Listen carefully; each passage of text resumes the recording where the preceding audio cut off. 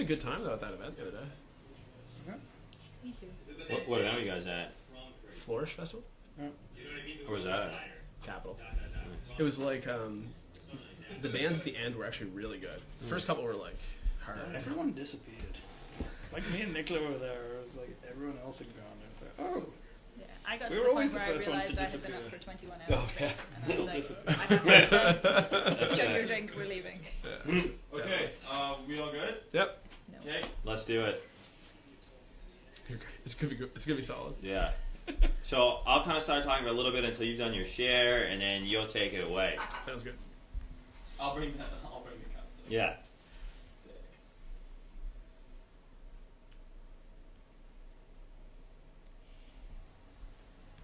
We're good. Everybody, welcome to the second episode of Freddy Beach. And today is going to be a particularly great episode. Reason for that, we are sitting with two people who need no introduction. Phil's going to introduce them anyway, okay, which is going to be great. They make the best cider in Freddy Beach. Actually, they make the best cider in the world, but it comes from Freddy Beach. Take it away, Phil. So Adam and Nicola are partners in life and business, and they run Red Rover Cider. Red Rover, I met actually around the same time we started Hotspot. You guys had your first event, I think, Yeah. and you were serving cider out of this small little bar. And since then, there's definitely been some growth. And we're here today because, first off, you guys are awesome. And I hang out with you guys quite a bit. And second off, you recently won an award, which we'll definitely touch on. So I think, do you want to start? Well, let me say this. You know, the reason they're on is because they have represented Fredericton, New Brunswick very well by winning a very prestigious award. Don't be modest. Adam, please tell us what the award's called, you know, what it's about, and a little bit of its history in that, please. Sure. So we just won first place, best in class Best place. of the modern dry cider, which is one of the hardest categories because it's done with not heritage fruit, but with like dessert fruit, the stuff you get in the stores. Okay. And dry, you can't hide anything with a dry cider, so it's all about making a really tasty cider. We won that at Glencap, which was the Great Lakes International Cider and Perry Competition, which is the world's largest cider awards. It's just judged by cider makers. Congratulations. So it's sort of like a pretty prestigious... That's huge, thing to man. do. That is Yeah. amazing. Let me ask you this. For people like me who are listening out there, going a little more, like, you can't make it from a heritage fruit. So I'm assuming a wet cider is made from a heritage fruit? Does that sentence make sense? So heritage Right. ciders are made from heritage fruits. Okay. Modern ciders are made from dessert fruits. Okay. What is a heritage fruit? So a long time ago, there used to be like 3 different main sections of apples. So you've got your cooking apples. Okay. You've got your dessert apples. Everyone knows those two. And then there was another part of the leaflet, and that was cider apples. So they're a lot dry. You don't really want to eat them. They're huge tannins. And then Prohibition came along. And because Prohibition came along, they went and said, you know what the best way to show that I'm against alcohol? You can't cut down the grain because you're still going to want to use it for bread. Right. So the only thing that was specifically to make alcohol, cider orchards. So they went and cut them all So down. you weren't allowed to have a cider orchard anymore? You basically... Like they clear cut it? Anyone who wanted to show that they were pro it would go down and cut down the orchards. That's so funny. That's cool because I bet you, like, I didn't know that. I bet a lot of people didn't know that. So, what was the build up to winning this award? Like, what's the application process? I mean, tell me the whole thing. So, like, back in February, they call out and say who wants to, you know, put their entry in to see, you know, you want to give a go. Last year, we won 4 bronzes at the same thing. Nice. And then this year, on Saturday, last Saturday, you find out who the best in class is, which is the top 3 golds in each category. Okay. And then this Friday, we find out where everything else placed. Because beer awards, they just do first 3. But in wine awards, if you're technically really good, you can still get a gold. I have a question. So it's all about, like, points. How do you mean? Can you explain that a little bit more? Like, Sure. I, the layman, didn't quite get it. So you've got gold, silver, and bronze. Right. And it's based on the amount of points you get. It isn't about fighting against someone else. It's about how technically good your ciders. Ah, So that's what I the gold, silver, and the bronzes are for. But what they do is they take all the golds and then pit them all against each other to get the top 3 best ones. Get that best of the best. Exactly. All right, And that's where we got I get it. the best in class. So we got the first place. A producer from Washington got second place, Cool. and then a producer from Estonia got third place. Nice. So it isn't just like North America. It's, It's really all cool around. that they work because it is possible. It could have been like 3 guys from New Brunswick. Exactly. And how brutal would that be? Because it wouldn't sound nearly as cool, right? And you need to be like, yeah, guys from Estonia, they were a tough go. Yeah. Well done. So Well that's done. that's sort of the thing. Do you mind giving the people a little bit of a recap right from? Okay, we'll go first in your guys' background because I understand you guys are both PhDs. Does that sound right?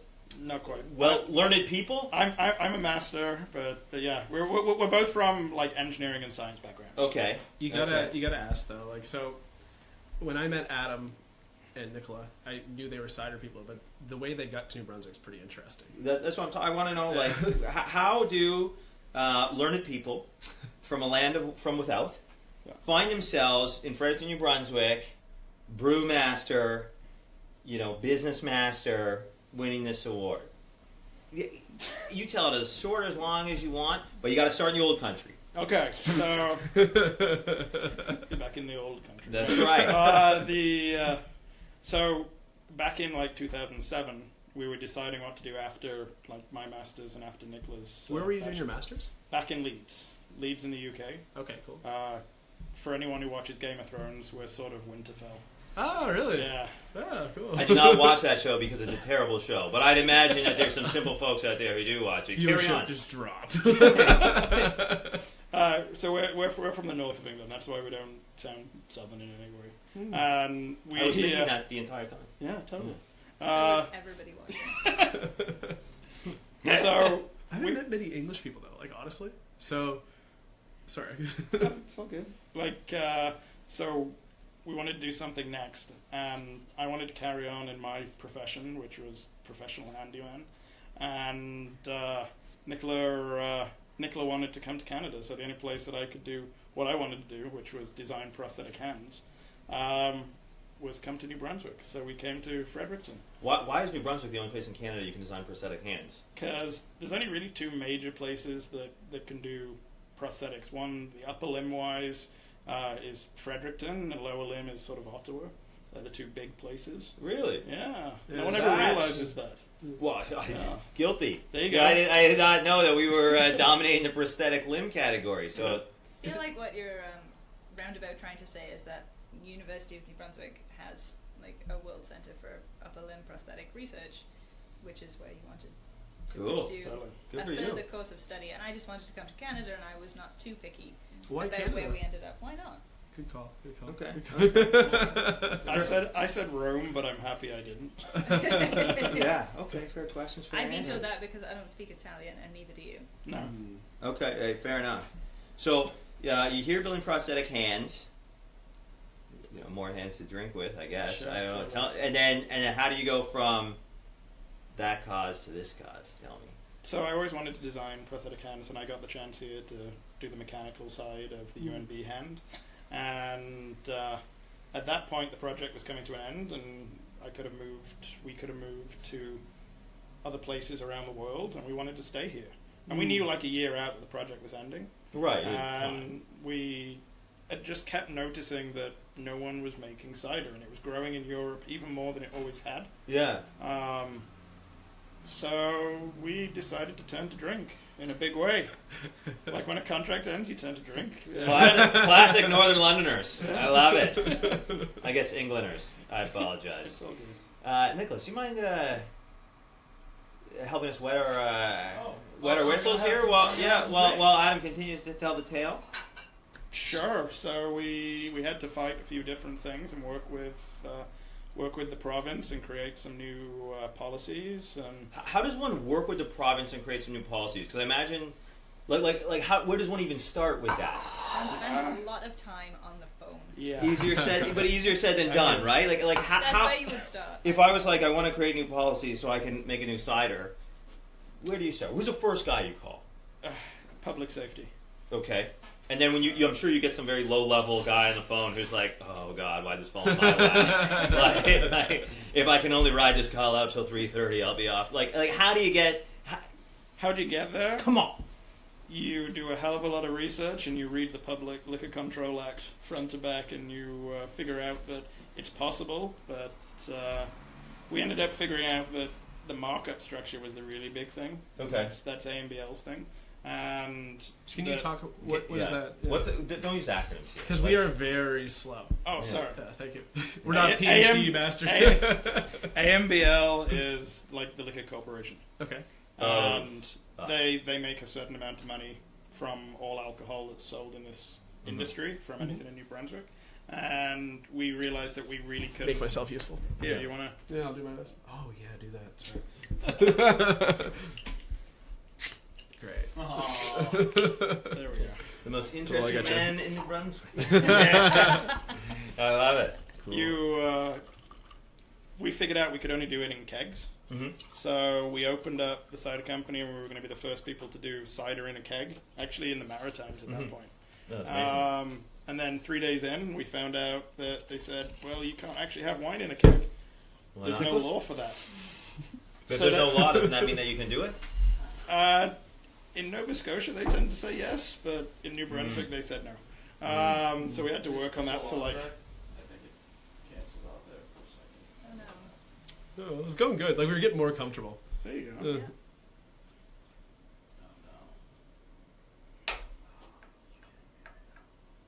Part 2. That's all right. Is the like? Should we just still roll with the audio kind of thing? Oh no, wait, no, it's still going. All right. Say hi, everyone. Whenever the hell, one day when I'm very famous and I have to deal with any of this bullshit. All right.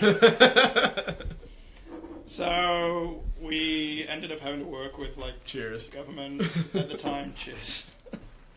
And managed to get there you go. World's best cider right now. Yeah.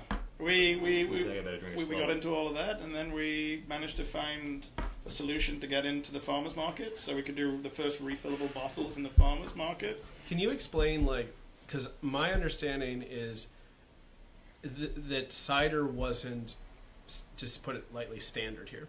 So that you had to go in under the winery. Can you speak to that at all? So cider, there's only like 3 categories in federal, Yeah. and they all go up in alcohol. So you start off with like beer. You want to? Yeah, you should totally do it. Go for it. Yeah. We got the brewmaster on record here. So, the Liquor Commission, AMBL, categorize all forms of alcohol. So there are distilled spirits, beer, and then they have a separate category for coolers, and they have a category for wine. But they don't have a category for cider, because until Red Rover opened, the only cider that they sold in their store was Strongbow, which was then obviously the only cider that you could buy in the province. Right.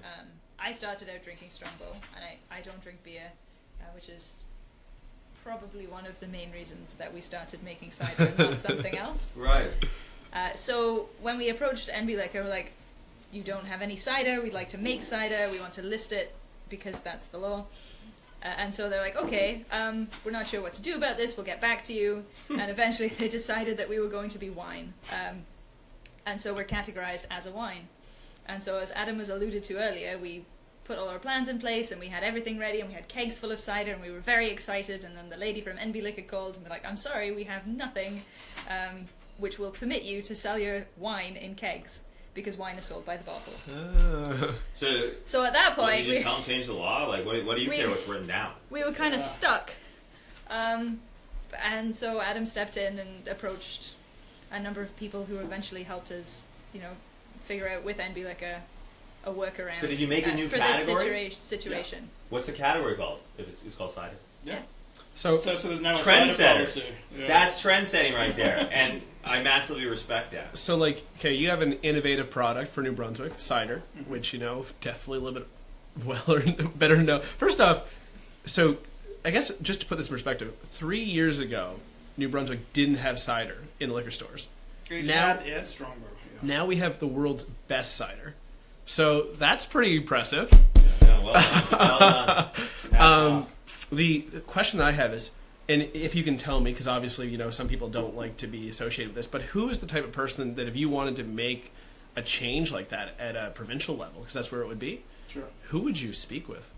It's not just one person. Like Okay. It's been a lot of work down the road. In like 2014, the beer guys suddenly had this thing where they had to make 20,000 litres before they could sell out of their own place. Oh. So you wouldn't have had Grim Ross and you wouldn't have had Railcar. They were the big two at the time. Mhm. So I knew all those guys. We're the weird one on the outside. We're the cider people. So Right. So no one really has an issue with us. Right. So I ended up calling them all up and saying, well, it's about time we all got together. So we ended up making NB Kappa, so the first craft alcohol producer association. Very cool. That isn't just like one category. So we have like wine, we have beer, we have cider, we have mead, we have spirits, all in one place. And we're the only province that actually has an association like that. And our counterparts over in like Ontario, they look forward to the idea of one day being able to pull all the different associations they have together, because we're essentially a big sector, Right. Mhm. and we're Almost like a union. Like, sort of Yeah. more. I wouldn't use the word union, but I'd use the word like association. yeah, sorry. A grouping Very of- touchy a grouping subject. of people. Very touchy. But the nice thing is now that we can negotiate not just on behalf of like one producer or just the cider makers. We're working on negotiating as the entire sector. It's like the entire forestry sector talking. Yeah, you guys are really gonna. It's a good thing you did that, because I don't really know much about it, but I read in the paper that you guys are getting hamstringed, and it seems like the only way you'd probably be able to be effective is if Well, it's good you to came work. to the table as a team. Exactly. It's good Yeah. to work as one. And the nice thing is that we might be a small province in terms of people and in terms of everything else, but it means that we can really all work together and get our voice heard. Mm-hmm. Good for you guys. Yeah. So when did you guys officially start this, or unofficially, or when did you? Unofficially, that would have been like mid 2014. Officially incorporated like 2015. Very cool. That's it, eh? Yeah. Yeah. And you only really started thinking about it in 2014, or did you have when you were We were kids, or- incorporated in I mean, 2012. cider or the association? Sorry, I was talking about cider. Yeah. Oh, cider 2012. I was thinking, I was like, I Yeah. think you guys were doing something wrong. Yeah. Oh, yeah. Yeah, we sold our first bottle of cider to our first customer in February 2014. Amazing. That's cool. Do you remember who that was? February 13th. I took a picture. But there is a picture online. Yeah, We opened the day before Valentine's Day. that was the year where every weekend in February there was a huge snowstorm. Oh, yeah. So I cider remember that. sales at our store, which was only open on the weekend, were less than inspiring. However, So it's the struggle. I love it. Yeah. it never put us off, and I got really good at shoveling. Yeah, that's it. Yeah, Yeah. totally. And it doesn't help that we were in an industrial park up on Hanwell Road, right behind Riverview Yeah. Ford. Which we're still there now. We just have like the next units next to us as well, and that's Yeah. just production. And That's awesome, though. We take up more space, and it's less nerve-wracking to be there late at night. So, what's like Yeah. New Brunswick's reception to cider? Has it been like? You guys would know better than anyone. How has that like? I guess has it kind of projected the way you'd think? Like, I don't know. Was a short answer. I think so. At first, Yeah. everyone was very confused because it was a new product, and they didn't really know. Most people didn't know a lot about it or know anything about it. I didn't know a thing about making and this. then once they tried it and once they began to understand more, they became very enthusiastic about it. And now I feel like we're almost on the cusp of something really Yeah. fantastic. really, really big. Like it's not just us though. Like all the policies that we put in place, we want to do it for the entire community. So it's not sort of like exceptions. Right. And because of that, there's a lot more people who are thinking about making cider companies, and you'll have seen a lot more local ones from around here really getting on board with it, because there's now things in place where if you see one person do it, then They don't have to go through that manual like you said, and then Exactly. call like low-level Bob. It's like, oh god. So yeah, no, it's really coming along. I mean, Yeah. when we first started, we knew that people wouldn't know if we said Red Rover Craft Cider, because we did like a crowdfunding thing, but it wasn't crowdfunding for money. It was crowdfunding for like taste buds. Oh, interesting. So we had our Revolutionaries, and there was like 60, 70 of them, and we, for like, I think it was like $50, they got a T-shirt, and they got a coaster that we handmade and stamped and stained, so if they still have them, they're like collector's items now. Mhm. Yeah. But what we wanted people's real people's feedback on what it was, and what we figured out was, if we'd have called ourselves Red Rover Craft Cider when we started 5 years ago, everyone thought we were a non-alcoholic cider. Oh, So wow. what we ended up doing was we ended up calling ourselves Red Rover Brewing Company, because like the fall cider that we do is a steeped cider, and brewing doesn't just mean hot brewing; it means anything that's like steeped. Okay. So- Could you describe what steeped is? Because Yeah, what I is don't hot know what that brewing? means. Okay. Yeah. So, like when you make cups of tea. Yep. You're steeping the tea in, Mhm. so you're brewing the tea. Mhm. Right. But you can also cold brew, like cold brew coffee and things like that. Is that like cold tea, like iced tea? It's like when you put Kinda. the leaves in, just leave them in there, and So it takes longer. Steeping is any process where you put something, like tea leaves, into a liquid, you wait for something in the leaves to be infused into the liquid, and then you take the leaves out and you consume what is left. Oh, Right. okay. So steeped is Interesting. just the process of leaving something in your tea or cider And then to what's impart- hot brewing? impart flavour. Well, you do it when it's hot. Yeah. And what- Oh, it's the Like- same thing? It's the Like, same like thing. brewers brew, but they brew hot. Mm. Like when you boil up the water and you put the stuff in.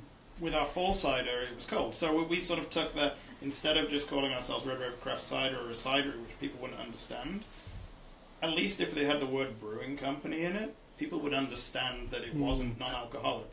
So we went through starting off the company as Red Rover Brewing Company, and as the education went on, Mhm. we finally got to where we wanted to be, which was Red Rover Craft Cider. Yeah. Adam's also wearing one of our awesome Revolutionary t-shirts right now. Actually, the Revolutionary. second We, version ones.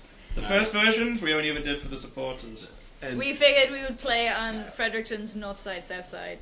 yeah, for you guys who can't see it because our video isn't fixed yet, but it will be. It says North Cider, and you can also get South Cider, Yeah. but cider is spelled Cider. So, whenever we show up like West Side Story to do our gang course, we should be wearing these. Is it West Side Story? But great movie. Great movie. All right. Couple more questions. I know these things go quick, but we got to say bye to the folks pretty soon. Nicola, I'd love to get you guys are partners in business and life. Tell the people a little bit about that relationship and the great parts about it and the challenges of it, if you don't mind. Sure. Adam's So I think it's an interesting dynamic. Seriously, I think it's very interesting. Truly, I don't know. I think it's easier to start with the challenges because then you can move on to the great parts. Right. And it is a challenge to spend almost Yeah. 24 hours a day, 7 days a week with somebody, anybody. Right. However, Adam and I have been together for quite a long time, and we started out our relationship spending most of our time together. And so the natural progression of spending all your time together and then, I don't know, going out and getting a job and realizing that you wish you could spend more time with your partner. Interesting. That moving into the dynamic of working together, it wasn't a challenge. Yeah. It's not great sometimes. Thanks for throwing me under the bus there. That was wonderful. I bet it's one of those things. I mean, for some people, that would be the absolute dream. I think it's an ideal situation that you guys. Oh have. no, I think it's great. Like 99.9% of the time. The only time is when you have to, because we have other staff now as well. And you're like, okay, well, that didn't go right. Yeah. And as the boss, when it's bad, it can be really bad. I can see that. Especially maybe you get into a fight that's like, okay, is this really about business or what? Right? I have no idea. I would say the fun thing is the fact that we've gone through so much stuff together, like coming to a foreign country. Like when we first arrived here, we arrived with like 2 suitcases each and $1,000 hidden in all of our shoes. Between the And two that of was us. literally it. and we had basically, the plan was that if it didn't work, that at least we knew that we would get kicked out the country and we just have to pay for the flight when we got back to England. Mm-hmm. Like when you get deported, you get kicked out. Yeah. So at least that we were sort of safe in that way, which is random. But the nice thing is we've gone through so much stuff together that just doing another challenge like this was just another thing. And ironically, we don't actually spend huge amounts of time together, and by that I mean we only spend like 18 hours together instead of 24 now, because I'm sort of running around doing the sales and the management side, and Nicola really concentrates on the production side. Yeah. The product. That's It's awesome. really nice to be able to go home and over dinner talk about your work and have your partner understand exactly what you mean. It's nice to have that sounding board. Conversely, we never stop talking about work, which sometimes can get a bit frustrating. Well, I'm sure there's always something you could be doing, Yeah. right? Always. It's the small business conundrum that Yeah. you know that there is something else you can do, but if your partner wasn't in your business, then they would force you to stop. But it's that vicious circle of if you're both in it, then you're both thinking that. And it just, So how do you stay balanced?